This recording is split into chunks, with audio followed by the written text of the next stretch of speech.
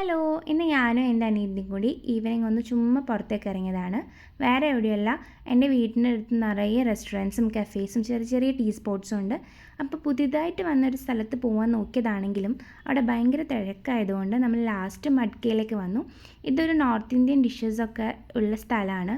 അതുകൊണ്ട് തന്നെ ഇതിൻ്റെ ഇൻറ്റീരിയേഴ്സൊക്കെ എല്ലാം ഒരു നോർത്ത് ഇന്ത്യൻ സ്റ്റൈലാണ്. ഭയങ്കര ബ്യൂട്ടിഫുള്ളാണ് കാണാൻ.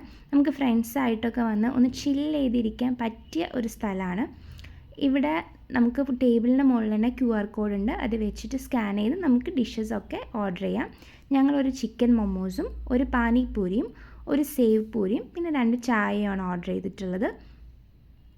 ഇനി വാങ്ങിയ സാധനങ്ങളൊക്കെ എങ്ങനെയുണ്ടെന്ന് ചോദിക്കുകയാണെങ്കിൽ ചിക്കൻ മൊമോസ് കുഴപ്പമുണ്ടായിരുന്നില്ല. ചായ രണ്ടും അടിപൊളിയായിരുന്നു. ഞാനൊരു മസാല ടീയും സോന ഒരു നോർമൽ ടീയുമാണ് പറഞ്ഞത്. രണ്ടും നല്ലതായിരുന്നു.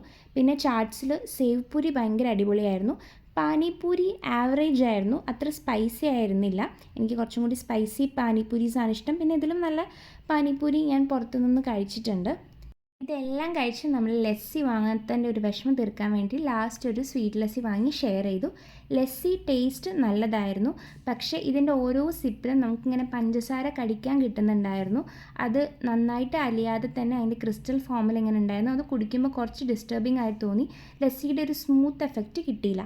അപ്പോൾ ഫുഡൊക്കെ കഴിച്ച് നമ്മൾ നേരെ പേയ്മെൻറ്റ് ചെയ്യാൻ വേണ്ടി പോയി. ഇതാണ് നമുക്ക് ടോട്ടലായത്. അപ്പോൾ നിങ്ങൾ കാലിക്കറ്റിലുള്ള ആൾക്കാരാണെങ്കിൽ നിങ്ങൾക്ക് നോർത്ത് ഇന്ത്യൻ ഫുഡ്സും ചാട്സൊക്കെ ഇഷ്ടമാണെങ്കിൽ നിങ്ങൾക്ക് ട്രൈ ചെയ്ത് നോക്കാൻ പറ്റുന്ന നല്ലൊരു റെസ്റ്റോ കഫേയാണ് മഡ്ക. നല്ല ആംബിയൻസും അതേപോലെ അത്യാവശ്യം നല്ല നോർത്ത് ഇന്ത്യൻ ഫുഡ്സൊക്കെ കിട്ടുന്ന സ്ഥലമാണ്. അപ്പോൾ അടുത്ത വീഡിയോ കാണാം. ബൈ.